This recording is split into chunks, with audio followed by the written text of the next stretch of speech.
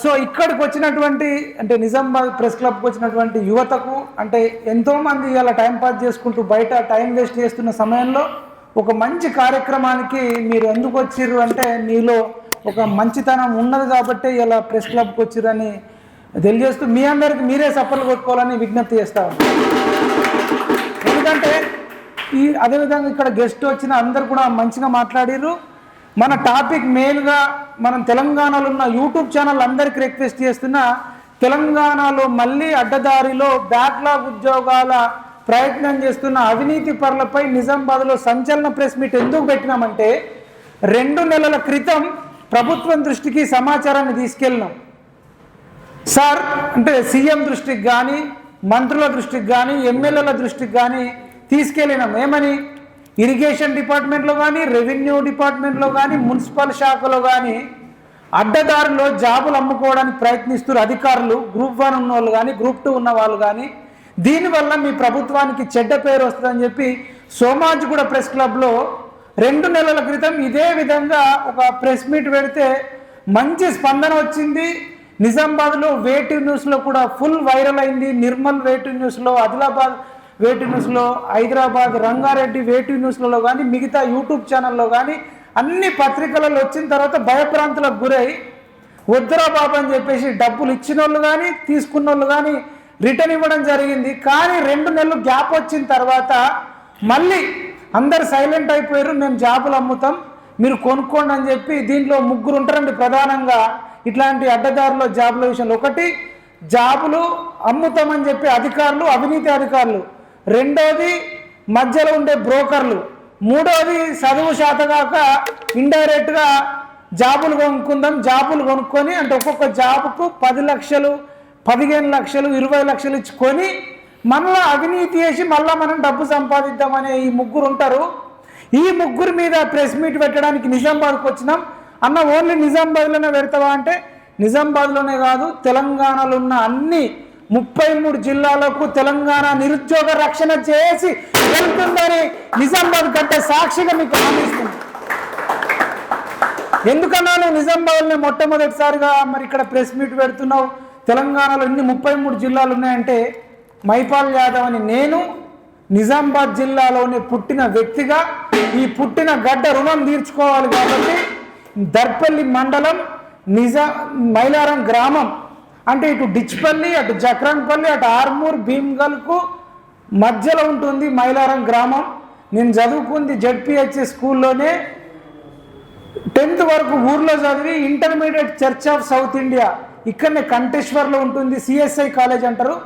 College first నేను 2004, 2006 బ్యాచ్లో మీరు ఎంక్వైరీ చేస్తే MPC, BiPC, CEC, HEC, English medium, Telugu medium అంతా కలిపి ఒక 2000 మంది వరకు ఉంటే ఆ 2000 మందిలో 2 సంవత్సరాలకు హైయెస్ట్ మార్కులు వచ్చింది ఎవరంటే మైపాల్ యాదవ్. అంటే ఒక ఇట్లాంటి వ్యక్తి. నేను మధ్యలో 7th తర్వాత నా ఎడ్యుకేషన్ బంద్ చేసి ఒక 2-3 ఇయర్స్ గొర్రెలకు పోవడం జరిగింది. తర్వాత నాకు ఎడ్యుకేషన్ విలువ తెలిసి 10thలో 2nd, ఇంటర్మీడియట్లో కాలేజ్ ఫస్ట్, మళ్ళీ డిగ్రీలో జీజీ కాలేజ్లో డిస్టెన్స్లో 70% ఎబో గిరిరాజ్ గవర్నమెంట్ కాలేజ్లో బీకామ్ కంప్యూటర్స్. అట్లా చదివిన నేను ఇక్కడ నీళ్లు తాగిన నిజామాబాద్ బస్ స్టాండ్లో దిగి ఒక 10 రూపాయలు అట్లా ఉంటుండే అరటి పండ్లు కొనుక్కొని 10 రూపాయలు జీజీ కాలేజ్ దాకా నడుచుకుంటూ వెళ్ళి డిగ్రీ చేసేది. ఎందుకు చెప్తున్నా, మీరు యువత అట్లా కష్టపడే తత్వాన్ని నేర్చుకోవాలి. డబ్బులు లేకపోతే అరటి పండ్లు తినైనా చదువుకోవాలి. చదువు ఒక్కటే మనకు మార్గం. మన బాబాసాహెబ్ అంబేద్కర్ కూడా మనం పుట్టకన్నా ముందే పుట్టి ఆయన లండన్లో, అమెరికాలో చదువుకున్నాడు. అట్లాంటి వ్యక్తిని మనం ఆదర్శంగా తీసుకోవాలి. ఇక్కడ మనం ఎందుకు పెట్టినాం? భగత్ సింగ్, ఇప్పుడు సుభాష్ చంద్రబోస్ది, ఛత్రపతి శివాజీ ఫోటోలు వట్టిగా పెట్టలే. ఛత్రపతి శివాజీ 16 ఏళ్ళ వయసు ఉన్నప్పుడే ఒక దుర్మార్గుడి తల నరికి అమ్మాయిలకు రక్షణగా నిలిచి మరాఠాలో ఇప్పుడు ఛత్రపతి శివాజీ మహారాష్ట్రలో దేవుళ్ళ లెక్క కొలుస్తారు.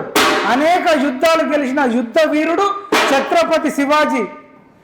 న్యాయానికి, ధర్మానికి మరి సపోర్టుగా ఆయన యుద్ధాలు చేసి మన మహిళలకు రక్షణగా నిలిచిన వ్యక్తి. దేశాన్ని రక్షించిన వ్యక్తి ఛత్రపతి శివాజీ.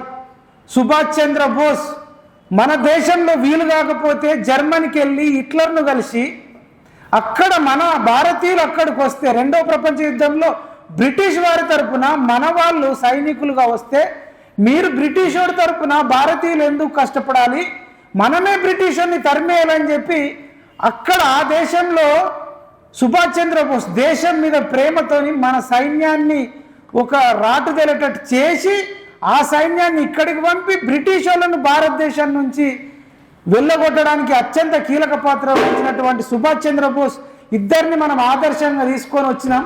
అట్లాంటి వ్యక్తులు మన కోసం కష్టపడితే ఇలా లుచ్చాగాళ్ళు మున్సిపల్ శాఖలో, రెవెన్యూ శాఖలో, ఇరిగేషన్ శాఖలో జాబులు అమ్ముకుంటారండి. నెలకు లక్షలలో జీతం వస్తుంది. నెలకు లక్షలలో జీతం వచ్చినాక కూడా ఇట్లా అమ్ముకుంటారంటే తిండి లేక ఎంతోమంది చచ్చిపోతూ ఉంటే వీళ్ళు ఇంకా తిన్నది అరగలేక జాబులు అమ్ముకుంటారు. మీకు డబ్బులు కావాలనుకుంటే ఇంకా ఏదైనా రియల్ ఎస్టేట్ చేసుకోండి, స్టాక్ మార్కెట్లో ఈక్విటీ షేర్లలో షేర్ పెట్టుకోండి, నిఫ్టీ 50లో టాప్ 50 కంపెనీలలో ఇన్వెస్ట్మెంట్ చేసుకోండి, మీ కుటుంబ సభ్యులతో ఇంకేదైనా వ్యాపారాలు చేసుకోండి. కానీ మరి చదువుకున్నాక జాబులు రాకపోతే, మెరిట్ స్టూడెంట్లకే జాబులు రాకపోతే మరి ఇంకెవరికి వస్తాయి అంటే మరి ముందే గవర్నమెంట్ చెప్పాలి, మీరు చదువుకున్నోడికి జాబులు రావు, మేము నచ్చినోడికి అమ్ముకుంటామని చెప్పండి. కేసీఆర్ ఉన్నప్పుడే నిర్మల్లో 44 జాబులు అమ్ముకుంటే ఆయన పరిపాలన మంచిగా లేదు. ఒక నిర్మల్లోనే కాదు తెలంగాణలో అన్ని జాబులు అమ్ముకుంటారు. బ్యాక్లాగ్ జాబులు అమ్ముకుంటున్నారు, గ్రూప్ 1 జాబులు అమ్ముకుంటున్నారు, గ్రూప్ 2 జాబులు అమ్ముకుంటున్నారు, ఎంసెట్ లీక్ అవుతుంది, ఇంటర్మీడియట్ పేపర్లు లీక్ అవుతున్నాయి, చచ్చిపోతారు. అంటే మేము తెలంగాణ అంతా తిరిగి అవ్వలకాలు మొక్కి కాంగ్రెస్ పార్టీ రావడానికి ఇండైరెక్ట్గా ఉపయోగపడితే ఇవాళ ఏం జరుగుతుందండి? ఇక్కడ అసలు ఎవడన్నా పని చేస్తున్నాడా? ఎవడికి నచ్చిన జాబ్ వాడు అమ్ముకోవచ్చు. రేవంత్ రెడ్డి గారు ఇలా పేపర్లు అంటున్నాడు, మేము కలుషిత ఆహారం తిని చనిపోతున్న బిడ్డలకు అండగా ఉంటాం, ఒక ఫోర్స్ ఏర్పాటు చేస్తాం, కఠినంగా చూసుకుంటాం, మా బిడ్డల లెక్క చూసుకుంటాం అంటారు. మరి చదివిన పిల్లలకు రేపు జాబ్ రావాలంటే జాబ్ లేడికెళ్ళి వస్తాయి. మీరు బ్యాక్లాగ్లో అడ్డదారులు అమ్ముతున్నారు. మస్తి కచ్చి ఉన్నారు చాలా మంది అధికారులు మున్సిపల్ శాఖలో, రెవెన్యూ శాఖలో, ఇరిగేషన్ శాఖలో.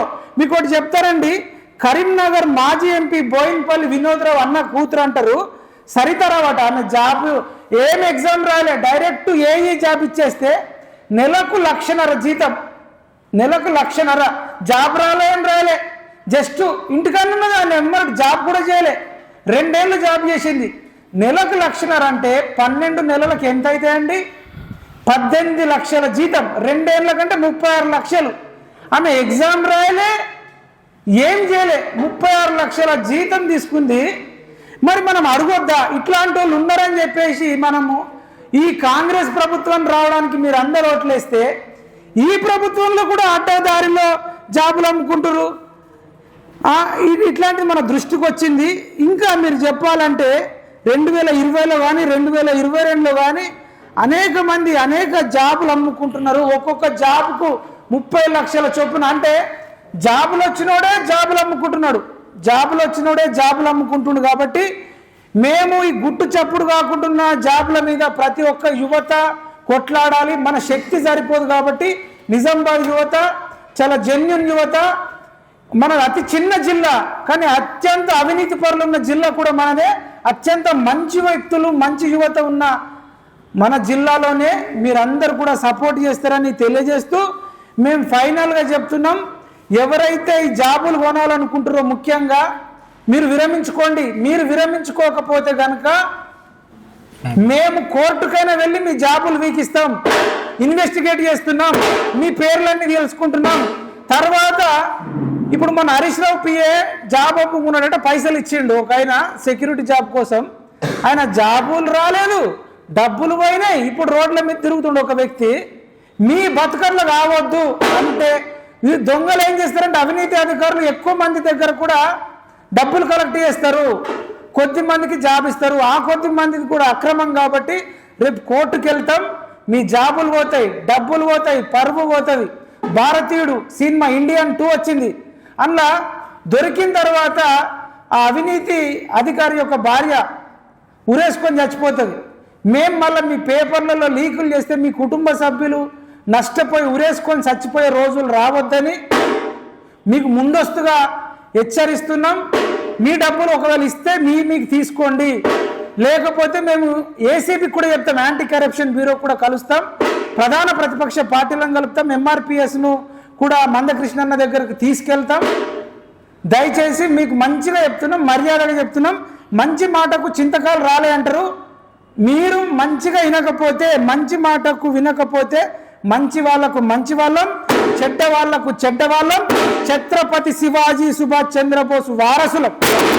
అవినీతి అంతనే తెలంగాణ నిరుద్యోగ రక్షణ చేసి పంతం. సినిమా హీరోలు ఎటువంటి రండి ఒక్కడన్నా వస్తుందా? మీరేమో పుష్ప2 తగ్గేదేలే, నీ అమ్మ తగ్గేదేలే అంటే ఒకటే కట్అవుట్. పుష్ప2 ఇంటర్నేషనల్ వ్యాప్తంగా పాన్ ఇండియా. ఒక్కనాడన్న అల్లు అర్జున్ వచ్చిండా? పుష్పరాజ్ వచ్చిండా? పుష్పరాజ్ తగ్గేదేలే. ఆయన వచ్చి థమ్స్అప్ తాగుతాడు, మీరు థమ్స్అప్ తాగుతారు. ఆయనకేమో కోట్లు, మీకేమో రోగాలు. ఆయననేమో ప్రొఫైల్ పిక్ పెట్టుకుంటారు, అభిమాన సంఘం అల్లు అర్జున్ ఆర్మీ. మేము పెట్టుకోగా తప్పనట్లే, కానీ నిజ జీవితంలో ప్రశ్నించేటోడికి ఎక్కడా? నిజ జీవితంలో ప్రశ్నించేటోడికి కనీసం రెస్పెక్ట్ లేదు. బాహుబలి నరుకుతే ఆ కోట నుంచి ఈ కోట నుంచి దుంకుతాడు. ఒక్కనాడన్న నిజామాబాద్ ప్రెస్ క్లబ్లో ప్రెస్ మీట్ పెట్టిండా ప్రభాసు? అమ్మ తోడు అడ్డంగా నరుకుతా ఎన్టీఆర్ అంటాడు. ఒక్కనాడన్న ఎవరన్నా నరికిండా? ఒక నిజామాబాద్ ప్రెస్ క్లబ్లో ఒక ప్రెస్ మీట్ పెట్టిండా? విక్రమార్కుడు ఏడి విక్రమార్కుడు? సినిమాలలో ప్రజల తరపున ప్రశ్నించేటోడికి, సినిమాలలో ప్రశ్నించేటోడికి ఇంత ఫ్యాన్స్ ఉంటారు. నిజ జీవితంలో ప్రశ్నించేటోడు ఒకడు పట్టించుకోడు. మనం ఇంత పిచ్చోళ్ళం ఏందండి? ప్రపంచంలో ఇట్లాంటి వ్యక్తులు ఎక్కడ లేరు. వాళ్ళ సినిమాలలోనే హీరోలు, నిజ జీవితంలో కారు. దయచేసి మీ తల్లులను ప్రేమించండి, మీ తండ్రులను ప్రేమించండి. మీ తల్లికి మించిన హీరో ఎవరైనా ఉన్నారా? మీరు 9 నెలలు కని పెంచితే తల్లి ఫోటో ఉండదు, ప్రొఫైల్ పిక్, తండ్రి ఫోటో ఉండదు. ఒక పూట తినక మీకోసం ఆ పని ఈ పని చేసి మీకు మంచిగా బట్టలు కొనిచ్చి 3 పూటల తిండి పెట్టి మటన్ చికెన్ తీసుకొస్తే తల్లిదండ్రుల ఫోటో ఉండదు, సినిమా హీరోల ఫోటో ఉంటుంది. ఎటుపోతుందండి సమాజం? మనం ఇట్లా ఉన్నాం కాబట్టి ఈ దొంగలు కూడా అడ్డదారిలో అవినీతి అధికారులు జాబులు అమ్ముకుంటున్నారు. మరి మనం చదివిపించేందుకు పిల్లల్ని శ్రీ చైతన్య, నారాయణ ప్రైవేట్లో లక్షలు పెట్టి చదివిపించినా వీళ్ళు జాబులు అమ్ముకుంటున్నారండి. మరి నేను తల్లిదండ్రులకు చెప్తున్న పిల్లల్ని చదివిపించడం పని చేయండి. చదువును కూడా కొనుడే, జాబును కూడా కొనుడే. ఇక మరి మెరిట్ స్టూడెంట్కి ఎక్కడ ఉందండి పొట్టు? మారాలి, మనందరం మారాలి. తెలంగాణ నిరుద్యోగ రక్షణ చేసి ఖచ్చితంగా కొట్లాడుతుంది. కాబట్టి ఆగదు ఈ ఆకలి పోరు ఆగదు, ఈ నిరుద్యోగ పోరు ఆగదు. అవుతుందా? గులాబీ అన్న జీవులే గొడ్డలి నూరుతున్నవి, చీమల దండులు కదిలినాయి, పాముకు గుండెలు అదిరినాయి. ఇక్కడ చీమల దండ అంటే నిరుద్యోగులు, యువత, విద్యార్థులు, పాము అంటే అవినీతి అధికారులే పాములు. మీ గుండెలు అదరాలి. పక్కకే మున్సిపల్ శాఖ ఉంది, ఆ పక్కకే రెవెన్యూ శాఖ ఉంది, ఇరిగేషన్ శాఖ ఉంది. అరే మస్తికొస్తే మీ ఇంటికి వచ్చి ప్రెస్ మీట్ పెడతామని చెప్పి అవినీతి అధికారులకు చెప్తున్నాం. భయపడాలి. మేక పొడళ్ళు దూకినాయి, తోడళ్ళు తోక ముడిచినాయి. తోక ముడవకపోతే తోకను కట్ చేస్తా, మీ ఇంటికి వస్తా, నట్టింటికి వస్తా. మీరు అనొచ్చు, అన్నా మిమ్మల్ని ఎట్లా నమ్మాలి? తెలుగు భాష లెక్క ఆడ ఉంటాం, ఈడ ఉంటాం, హైదరాబాద్లో ఉంటాం, నిజామాబాద్లో ఉంటాం. కొన్ని కటౌట్లు చూసి నమ్మాలి. తెలంగాణ నిరుద్యోగ రక్షణ చేసి కటౌట్ చూసి నమ్మాలి. ఎంఆర్పిఎస్ ఇన్వాల్వ్ అయింది, కటౌట్ చూసి. ఉస్మానియా యూనివర్సిటీ కదిలింది, నమ్మాలి. ఓయూ స్కాలర్స్ వచ్చిర్రు, నమ్మాలి. నిజామాబాద్ యువత కదిలింది, నమ్మాలి. నిజామాబాద్ పరిపాలించిన నిజామాబాద్ తెలంగాణ మొత్తాన్ని పరిపాలించిండు. నిజాం కంటే డేంజర్ అయ్యారు ఈ అవినీతి అధికారులు. అవినీతి అంతమే తెలంగాణ నిరుద్యోగ రక్షణ చేసి పంతం. ఈ అవినీతి అనేది క్యాన్సర్ పుండు లాంటిది. వీళ్ళని కనుక ఇప్పుడే కట్ చేయకపోతే రోడ్డులో అవినీతి.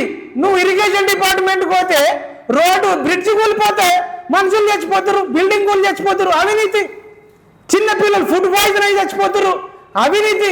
కుళ్ళిపోయిన కూరగాయలు తినడానికి హాస్టల్కి పంపించేది, బీరకాయలలో కుళ్ళిపోతున్నాయి, బెండకాయలు కుళ్ళిపోతున్నాయి, వంకాయలు కుళ్ళిపోతున్నాయి, టమాటాలు కుళ్ళిపోతున్నాయి. వీళ్ళు అడ్డదారిలో జాబులు కొనేటోళ్ళే ఇట్లా చేస్తారు కాబట్టి జాబులు కొనేటోళ్ళ అంతం చూస్తాం. ఎవ్వరు కూడా జాబులు కొనడానికి లేదు. దమ్ముంటే జాబు రాసి తెచ్చుకోండి. యువత దీని అంతటి కూడా ఫుల్ సపోర్ట్ చేయాలని కోరుకుంటూ చివరిలో మన అన్న పాట పాడి దీన్ని ఫినిష్ చేస్తాడు. మన అన్న పేరు సురేష్ బాబు అన్న. అన్న జర్మనీకి కూడా వెళ్ళిండు. మీరందరూ కూడా మనందరం కూడా ప్రమాణం చేస్తాం, చివరిగా ప్రమాణం చేస్తాం. ఇప్పుడైతే నేను సురేష్ బాబు అన్నకు మైక్ ఇస్తున్నా. సురేష్ బాబు అన్న తన యువతరం నవతరం అనే పాట పాడతాడు, మధ్యలోకి వస్తాడు, పాట పాడతాడు. మన అందరం కూడా కోరస్ ఇవ్వాలి అని తెలియజేసుకుంటూ జై జవాన్ జై Hind. యువతరమా నవతరమా యువతరమా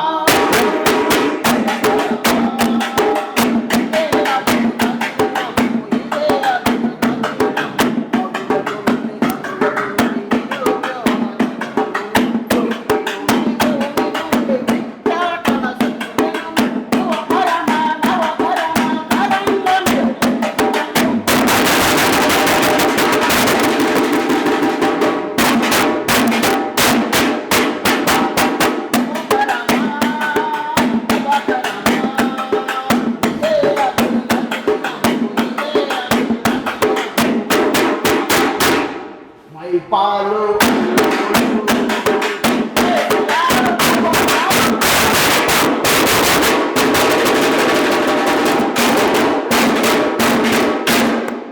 right. Thank you so much అండి.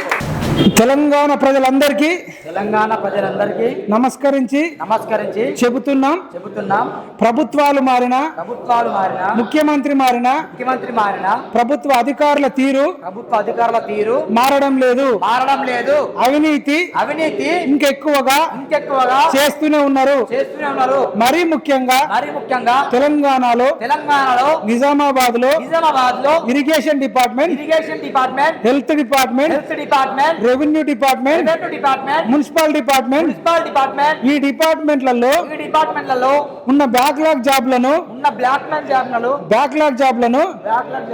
అడ్డదారులు అవినీతి పరులు అమ్ముకోవాలని చూస్తా ఉన్నారు. కాబట్టి తెలంగాణ నిరుద్యోగ రక్షణ చేసి 2 నెలల క్రితం సోమాజిగూడ ప్రెస్ క్లబ్ లో ప్రెస్ మీట్ పెట్టడం జరిగింది. దాని తర్వాత ఈ అవినీతి పరులు 2 నెలలు సప్పుడు దాకున్నారు. కానీ ఇప్పుడు మళ్ళీ ఆ జాబులు బ్యాక్లాగ్ జాబులు అమ్ముకోవాలని చూస్తున్నారు. కాబట్టి ఇప్పటికైనా బ్యాక్లాగ్ జాబులు అమ్ముకోవడాన్ని విరమించుకోండి. లేకపోతే ఎంతటి పోరాటానికైనా తెలంగాణ నిరుద్యోగ రక్షణ చేసి సిద్ధపడుతుందని తెలియజేస్తూ ఈ జాబులు కొనేటోళ్ళు కూడా మీరు వెంటనే మీ ఆలోచనను విరమించుకోండి. లేకపోతే మేము ఎంక్వైరీ చేస్తున్నాం. మీ పేర్లన్నీ మీడియా రూపంలో బయట పెడతాం. వినకపోతే హైకోర్టుకు వెళ్ళైనా మీ జాబులు తీసేపిస్తాం, మిమ్మల్ని కటకటాలకు పంపిస్తామని మీకు హెచ్చరిస్తూ సీఎం రేవంత్ రెడ్డి గారు ఇది మీ దృష్టికి రావాలని కోరుకుంటున్నాం. ఇందులో మంత్రుల ప్రమేయం కూడా ఉందని సమాచారం వస్తుంది. కాబట్టి తగిన చర్యలు తీసుకోవాలని రేవంత్ రెడ్డికి విజ్ఞప్తి చేస్తూ ప్రార్థన చేస్తున్నాం. జై తెలంగాణ, జై జవాన్, జై జవాన్, జై జవాన్, జై హింద్.